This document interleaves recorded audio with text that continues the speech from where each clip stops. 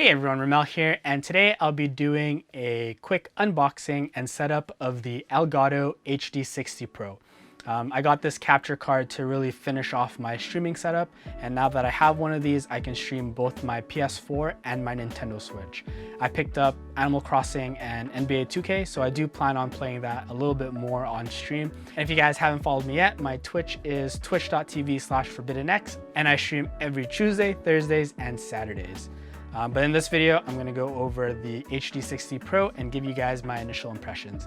And it's pretty funny, the first video that I actually uploaded on this channel was the Blackmagic Intensity Pro, and that was also a capture card, and here we are 9 years later, me still trying to make YouTube videos and still trying to stream. You do have quite a number of versions of the Elgato capture card. You have the USB versions as well as the PCIe versions. The reason why I went with the PCIe was because I really wanted to reduce the clutter on my desk. It's kind of getting out of hand, especially with all of the other streaming equipment that I have now. I didn't want to have another device sitting on my desk, so I decided to get the PCIe so I could just plug it in my computer and forget about it. But you do have a lot of options out there if you are considering picking one of these up. The HD60 Pro offers 1080p at 60 FPS with a max bitrate of 60 megabits per second, and it also uses an H.264 encoder. The biggest feature that I do like about the Elgato HD60 Pro is the instant game view. Before I used to run a splitter to my Xbox and then to my monitor, but now with this instant game view, I can see everything instantly. There's no delay whatsoever, or as far as I can tell. Anyways, let's get to the unboxing and setup. Inside the box, you have the capture card itself. It's really a lot smaller than I thought it would be. You do have the high and low profile bracket, so depending on your case, you can switch this out and you can use a longer one or a shorter one. And you also get the HDMI cable. Besides that, you do have some documentation, but that's all that comes in the box.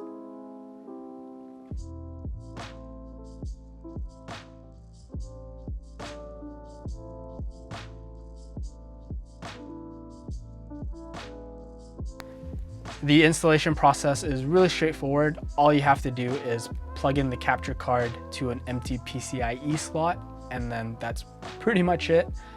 With the HDMI cables, all you have to do is you take the one from the console, you plug it into the in port, and then you take the one from your TV or your monitor and you plug it to the out port. And then that's all there is to it. When you plug it in, or when you turn on your computer, you can use OBS right away without having to install any extra software, and that's what I'm planning on doing. To get the software, all you have to do is go to Elgato's website and then go to downloads, and then you can download Game Capture for Windows. But for me, since I am using OBS, I have it installed, or I don't really feel like installing extra software. So it's pretty plug and play for OBS.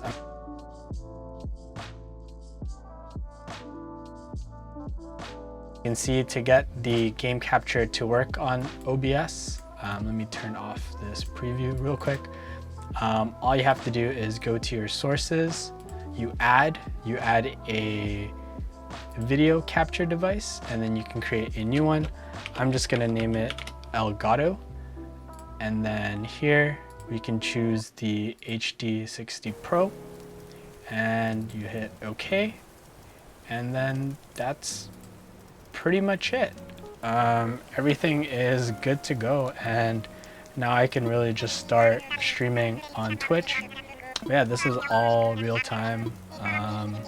I just started playing this the other day, so I don't really have too much, but yeah. I'm gonna play this a lot more once I have a little bit more time.